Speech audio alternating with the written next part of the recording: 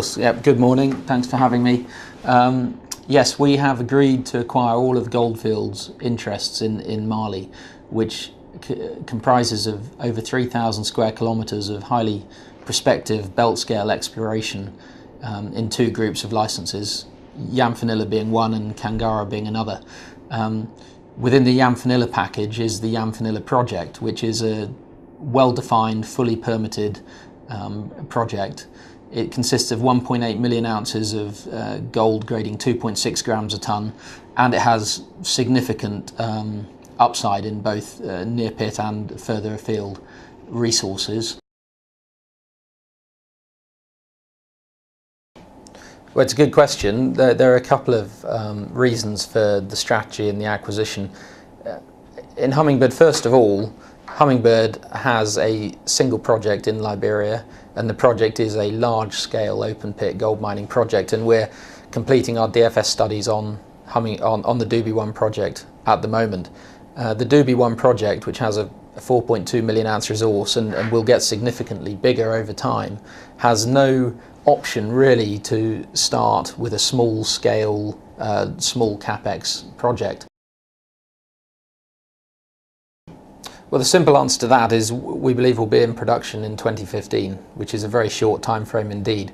I mean, the project that Goldfields envisaged was a 2 million tonne per year plant, and the project is fully permitted, so there is no licensing issues or anything.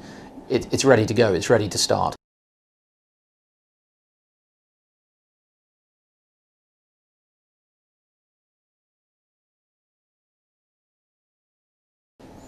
Well, it's outstanding news for the Dugbe 1 project in Liberia because it de-risks it significantly. I mean, as I said at the start of the interview, one risk in this market is that we bring out a DFS on time, on budget, and it shows a very robust project at Dugbe 1, but you have a large capital challenge to raise the finance to build the mine. Whereas with this Yanfolila project coming on stream in a more manageable with a more manageable capital cost, it totally de-risks the development pipeline to bring Dugbe 1 on stream, and we can use the cash flows and from the Yanfolila project to help assist with the development of Dugbe 1.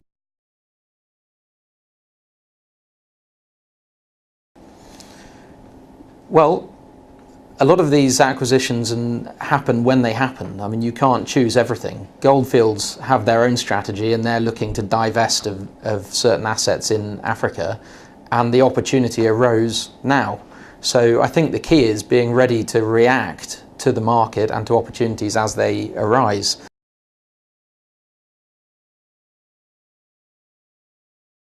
Well, as a significant shareholder myself, I hope it's good news. Otherwise, I wouldn't have supported the deal and done it. But I sincerely believe it de-risks Hummingbird significantly, both in terms of the ability to deliver, the ability to become autonomous and self-generating with cash flows. It diversifies your political risk to two countries. It utilises our skill set operationally in West Africa. I think that the project itself is so robust at the current gold price, and the capital required to bring it into production is manageable, particularly with Hummingbird's extremely supportive existing shareholder register.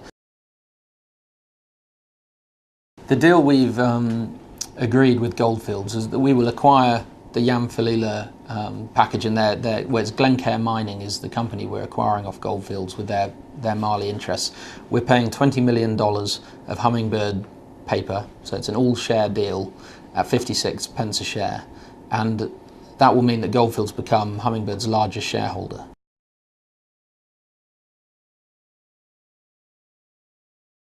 Hummingbird's currently got nearly $8 million of cash in the bank, and we've also got a number of other facilities and options available to us for further funding should we require it. But we have enough money in the budget to conclude an optimization study on Yanfolila and continue with the Dugbe 1 feasibility studies. And during the next 6 months, our objective is to complete the optimization studies at Yanfolila.